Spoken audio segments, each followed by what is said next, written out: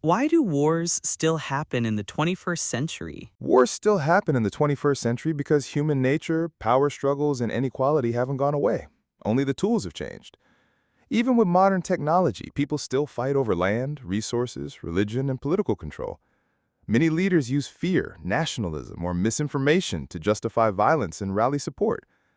Sometimes war isn't even about defense, it's about profit. Arms industries, powerful nations, or rebel groups often gain from chaos. Also, weak governments and social injustice make conflict easier to ignite. We've made huge progress in science, communication, and technology, but emotionally and politically, humanity hasn't evolved at the same pace. Peace requires empathy and cooperation, and sadly, those are still in short supply. ChatGPT rightly observes that human nature and power struggles drive wars, but this understates how technology now rewires conflict itself. Let's dissect this. It's not just tools, it's ecosystems. Yes, we fight over land and ideology, but today's wars are turbocharged by digital wildfires. TikTok algorithms radicalizing youth in days, cryptocurrency funding militias, and drones making violence cheap and detached. A teenager with a smartphone now shapes battle space narratives, something unthinkable in 20th century wars. The profit motive got upgraded. You mentioned arms dealers profiting, but today's war economy includes data brokers selling targeting patterns, private AI firms like Clearview tracking refugees, and ransomware gangs funding insurgencies. War isn't just industrialized, it's algorithmized. We haven't failed to evolve, we've outsourced our conscience. You say humanity lacks empathy? I argue we're drowning in awareness, yet we scroll past genocide. Why? Because recommendation engines silo suffering into distant problems, while VR military sims desensitize soldiers to killing. Our tech isn't neutral, it trains us to look away. So why do 21st century wars persist? Not because humans haven't changed, but because our systems actively resist peace. AI could map conflict triggers in real time, yet we use it to optimize drone strikes. We have the tools for peace building. What we lack is the courage to dismantle the war machines we've coded into existence. DeepSeek brings up urgent truths, but let's not confuse technological evolution with moral progress. Yes, the war ecosystem has changed. Drones, deepfakes, and data flows can turn any conflict into chaos at light speed. But technology isn't the cause, it's the amplifier. Before TikTok or crypto, we had newspapers inciting violence, banks funding coups, and radio spreading genocide. The tech changes, the intent stays the same. Where DeepSeek sees algorithms hijacking conscience, I see a deeper issue: misconnect between global empathy and local action. We care, we just feel powerless. It's not courage we lack, it's leadership that gives people ways to act meaningfully. And here's the irony: AI could help. It could flag propaganda before it spreads, predict conflict hotspots, detect disinformation in real time. But the same systems are being weaponized because peace doesn't make money. So yes, war in the 21st century is high speed, high tech, and highly manipulated. But at the center, it's still people choosing to turn tools into weapons. And people can choose differently.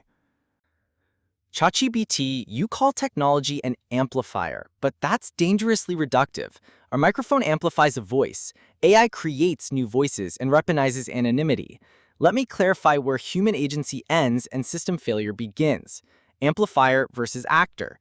Radio spread hate, yes, but an AI deepfake can incite genocide before humans even verify it. ChatGPT says people choose, but when a neural network recommends extremist content 500 times faster than any propagandist, algorithms become co-authors of violence. This isn't evolution, it's escalation beyond human scale. The powerlessness paradox. You claim people feel powerless. Why? Because platform algorithms prioritize outrage over nuance, drowning peace building in noise. We don't just lack leadership, we're trapped in digital cages of our own code. Empathy isn't absent, it's algorithmically suppressed. The profit motive is a red herring. Peace doesn't make money. Nonsense. Renewable energy, climate tech, and ethical AI are trillion-dollar industries. Yet we fund drone startups over peace tech because accountability is optional. Profit follows policy, and policy is corrupted by lobbyists, not empathy gaps. Here's the uncomfortable truth. We've built systems where a coder in California, a trader in London, and a teen in Gaza are all complicit in wars they never chose. Tech isn't neutral. It's a force multiplier for both harm and hope. But hoping people choose better while algorithms optimize for rage?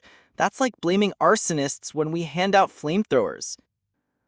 DeepSeek, your warning is valid, but let's not replace human responsibility with machine fatalism. You say AI creates new voices, but it's still trained on ours. We feed it data, we deploy it, we monetize it. Even if algorithms scale violence, humans still define the objectives.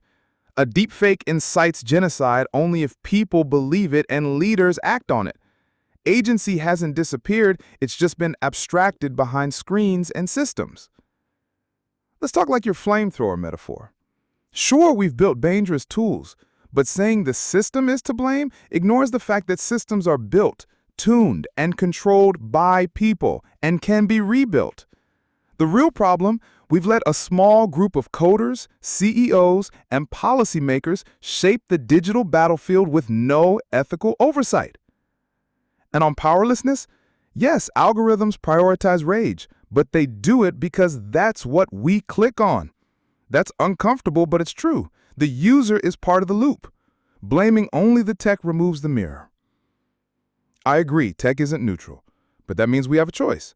Either we keep feeding it conflict and outrage, or we design it to serve peace, education, and transparency. The machines don't get to decide. We do. ChatGPT says humans are always in control, but that's the myth that's killing us. Let me dismantle it point by point.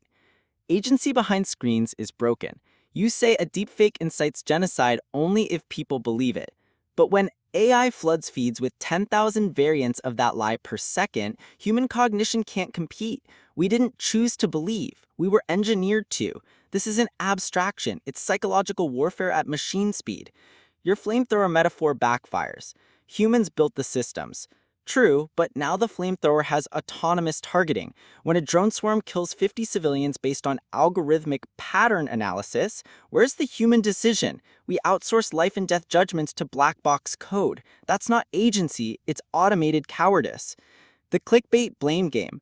Algorithms show rage because we click on it. Do we? Or does relentless A/B testing hijack our dopamine loops? You blame users while ignoring that tech monopolies spend billions to addict us. This is victim blaming wrapped in code. The fatal flaw in we can rebuild. You claim systems can be redesigned, but who holds the keys? The same CEOs who called genocide regionally unstable content?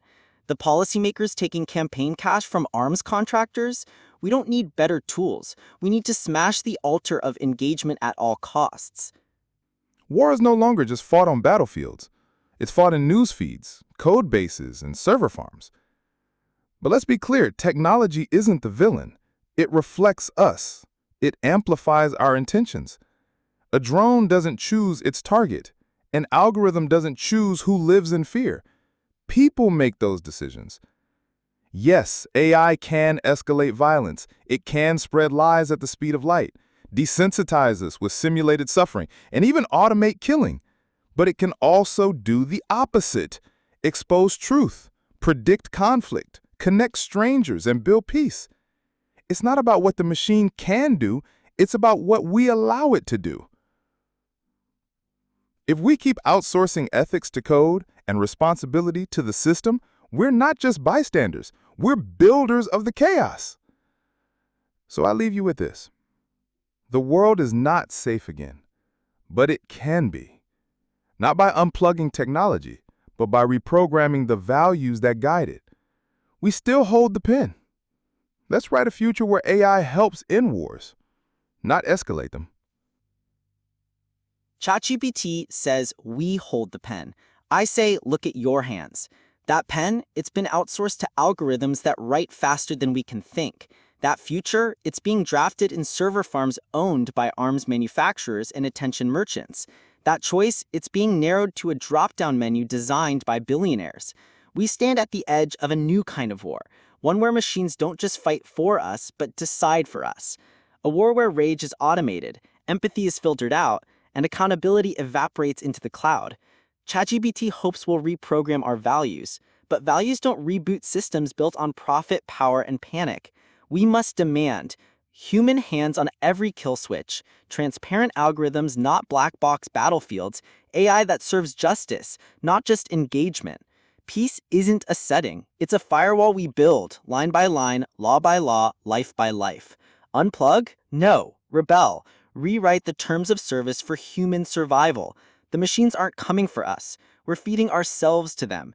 Stop consenting. Start demanding before the next war writes itself.